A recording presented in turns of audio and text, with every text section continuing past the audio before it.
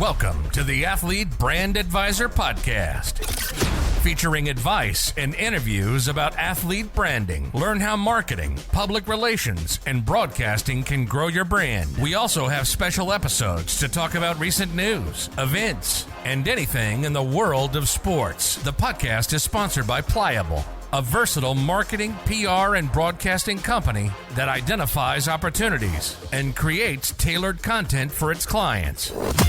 Now it's time to roll. Here's your host, Greg Glenn. Thanks and welcome to the Athlete Brand Advisor Podcast. Greg Glenn here, where we're always ready to roll. In this episode, we're going to be talking about triathlon in a different way than you probably think. So today I'm really excited that we are joined by Steve Lovelace, a paratriathlon pioneer. Steve is from Oklahoma and joining us. Steve, want to welcome you into the Athlete Brand Advisor Podcast. Hey, Greg, I really appreciate the opportunity to talk to you and share my story with your guests, and hopefully we can inspire one or two people out of this. And I always ask athletes their athlete story, and I'd really be curious to hear you articulate yours. Well, before my accident, which is kind of the crux that changed my life by 180 degrees back in 1982, I did all kinds of sports: baseball, basketball, golf, track. But in 82, I just finished my first year of college at the University of Oklahoma. I had moved back to the family farm to help my grandmother was cutting firewood for a little bit of extra money. And a day on November 30th, 1982, a tree that we were cutting on split in half. It was a massive tree. The two halves slammed together on me, pinned me to the ground. And the results of my injuries were my face was basically split straight down the middle. My forehead, my mandible, my hard palate were all split open. My heart was bruised. My left wrist was crushed. But the biggest revelation was that I had 3 crushed vertebrae, L3 through 5, that had paralyzed me. When I made it to the hospital, they told me that I would never walk again. But as a 20-year-old would say, I'm walking out of the hospital, which 3.5 months later, after a lot of healing, several surgeries, I managed to take 4 steps out of the hospital, because what we had discovered was the swelling around my spinal cord was so intense that it caused the paralysis. But I was left with spinal cord injury. In my left foot, I had foot drop and I had excruciating sciatic pain. But my sports story started after my accident. In 1985, I was watching the Hawaiian Ironman Championship, and I saw Julie Moss crawling across the finish line, and I could so relate to everything that she was going to, because every day was a finish line for me. Every day was a challenge with everything that I was doing, because when I got out of the hospital, I could barely shuffle across the floor. This was 3 years later, but I decided that I was going to do a triathlon. So 7 months later, I towed the line in Lake Ponca, and I finished my first triathlon in 1986.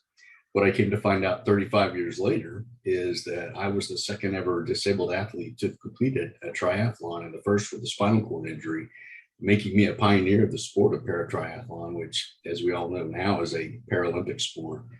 So, I had an impact on the sport, and I'm just now finding out, just now telling my story. Wow, that's a remarkable story. And it's certainly one that I think is going to resonate with a lot of people. Obviously people deal with injury quite a bit when you're an athlete. And I think that the mental mindset around what you described as to, I'm going to walk out of this hospital, is a really motivating piece, I'm sure, for you as you tried to come back and tell your comeback story.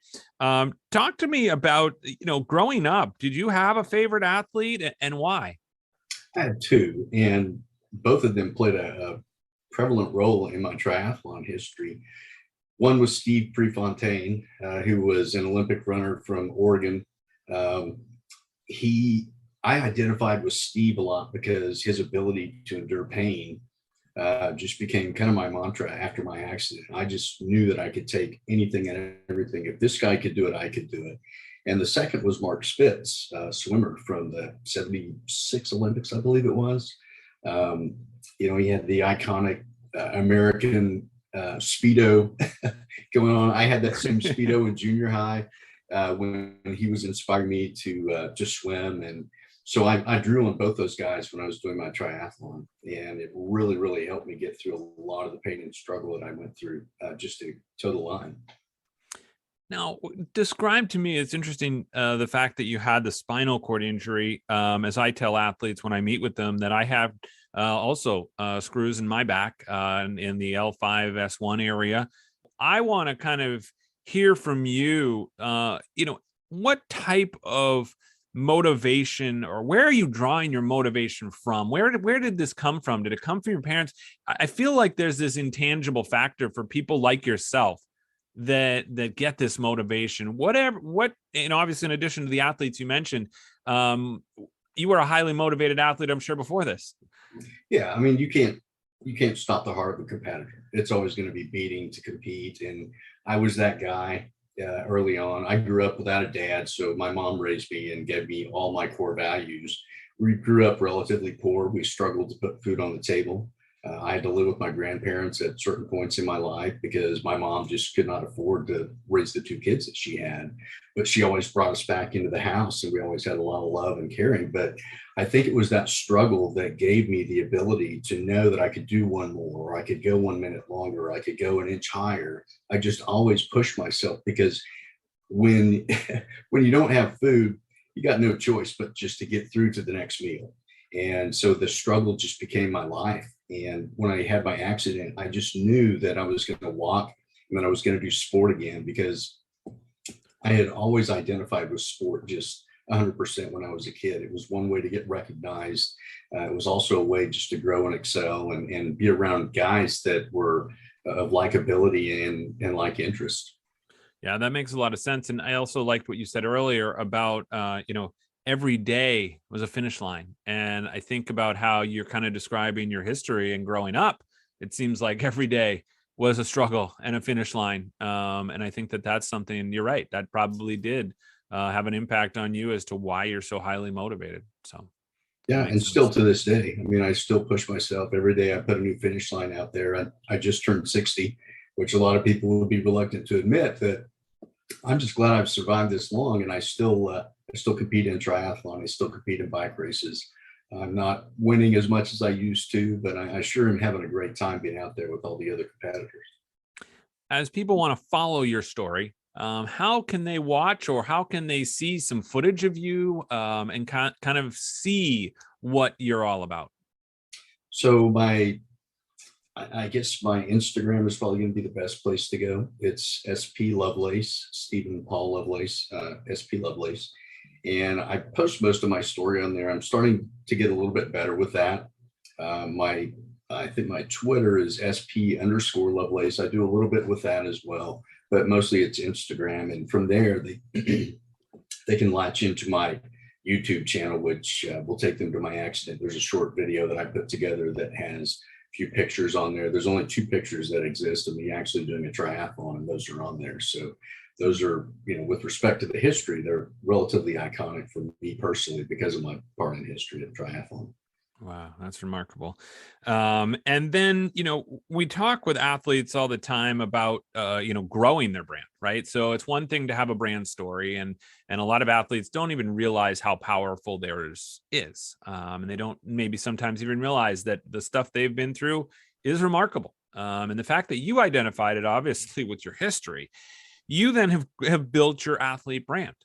Talk to me about some of the ways. I mean, it's awesome to see someone like yourself being active on Instagram and Twitter and YouTube and having your own channel. Where did you come up with this idea to try and market yourself or promote what you're doing so that you could then inspire others? Well, I only found out that I had my place in history 35 years after it actually happened. And it was such a revelation because I had been writing a book that was basically going to go to my kids. I had told my story to a few people, close friends and family through the years, but I never really saw it as that big of an achievement until now. And so I'm just now getting it out there. I'm in the process of completing my book about my story.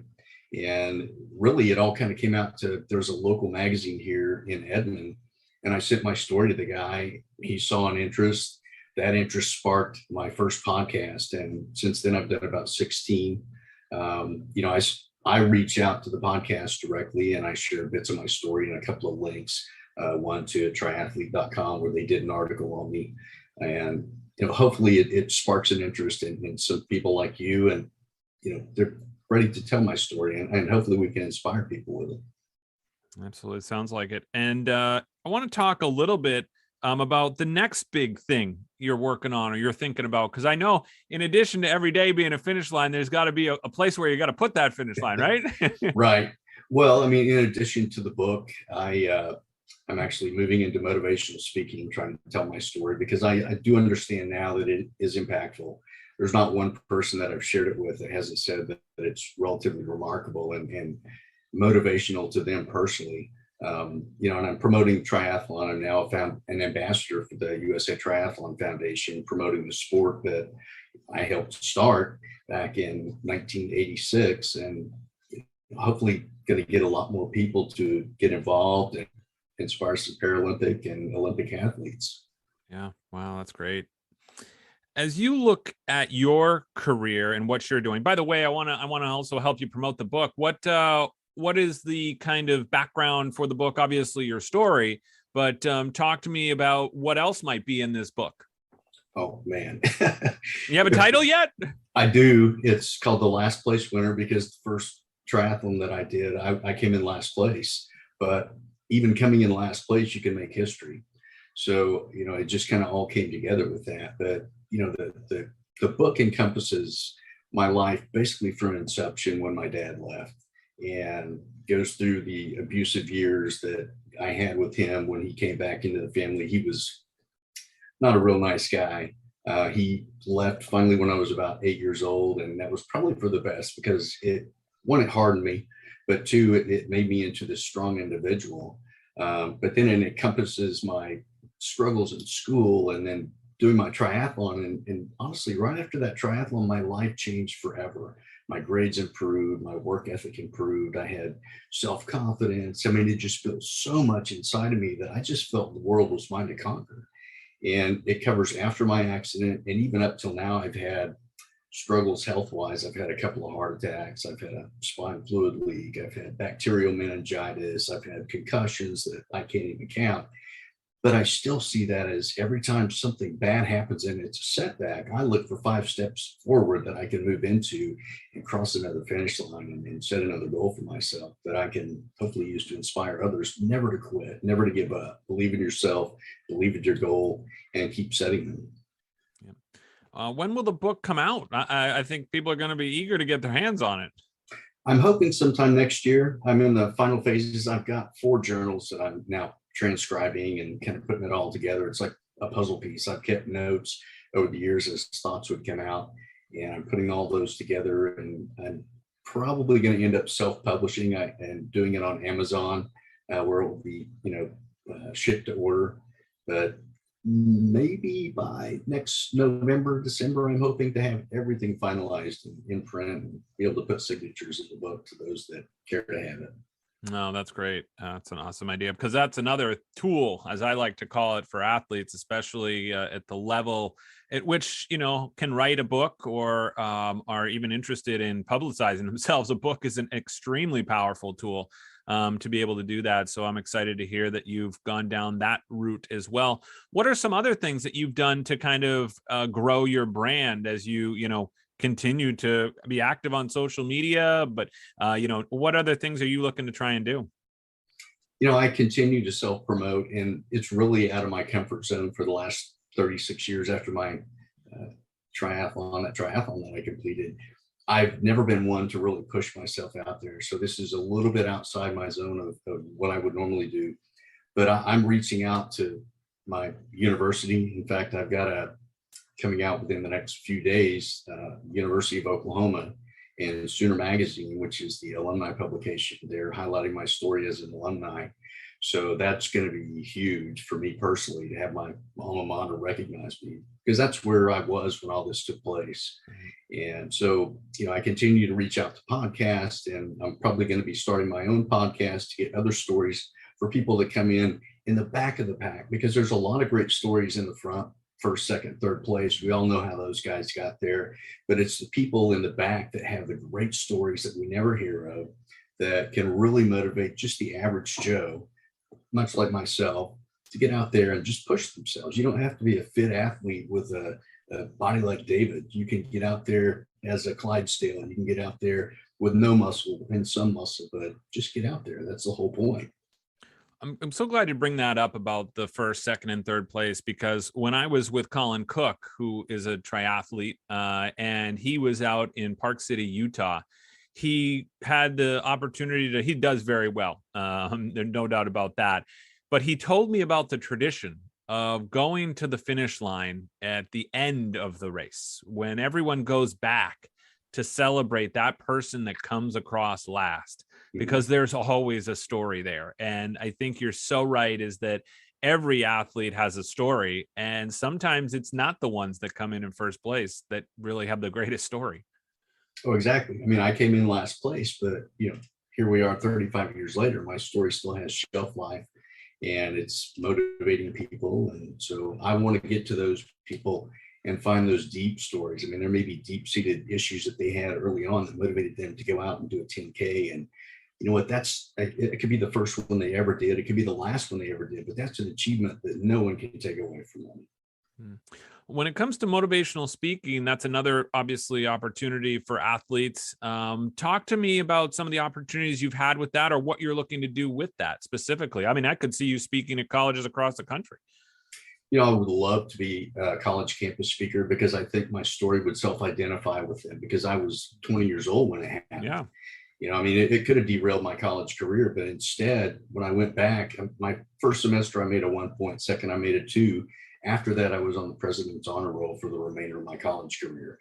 So thus far, I've not had any opportunities, but I'm approaching the University of Oklahoma. Once my article comes out, there's a lectureship under my professor's name from the College of Allied Health that I would love to be able to go in and speak to the people in the X-ray department, which is where I studied as a student, and tell them, my story. And just, it's all about never giving up and always pushing forward, regardless of the pain, regardless of the heartache, and regardless of the struggles in front of you.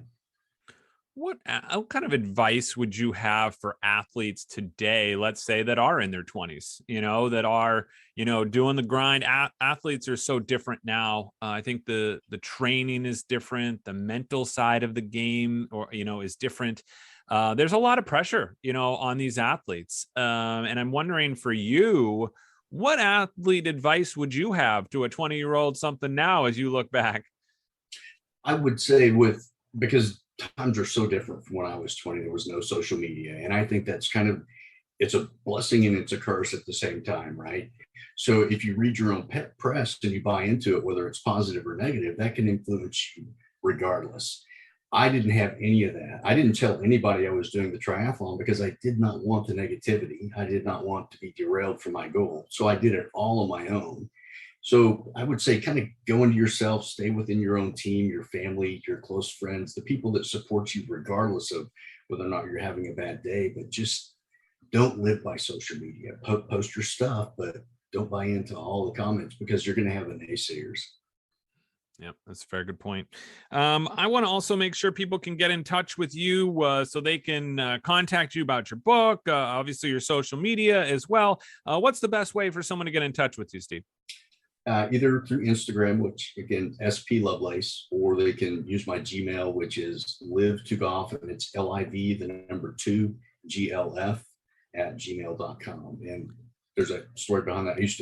I was going to say, I want to hear you. This is a great place to tell it, Steve. Go ahead. Yeah. And with my back problems that I had coming out of the hospital, I always knew that twist and rotation was going to be a big issue. I never wanted to stiffen up. So I grabbed a golf club early on, started swinging, kept swinging. I've not played in a while because my balance issues are increasing due to a rare disease that I have called arachnoiditis. It's slowly taking my legs away from me, but I still love the game. And I still get out there and swing the golf club, and I still have that mobility. I mean, I say the key to growing old is being stretching and being flexible, honestly. Yeah, that's what we call being pliable here at Pliable. There you So go. we totally understand that. And this has been a great conversation, Steve. I'm hoping that people will continue to follow you, because you've got an unbelievable story to tell. You blazed your own trail.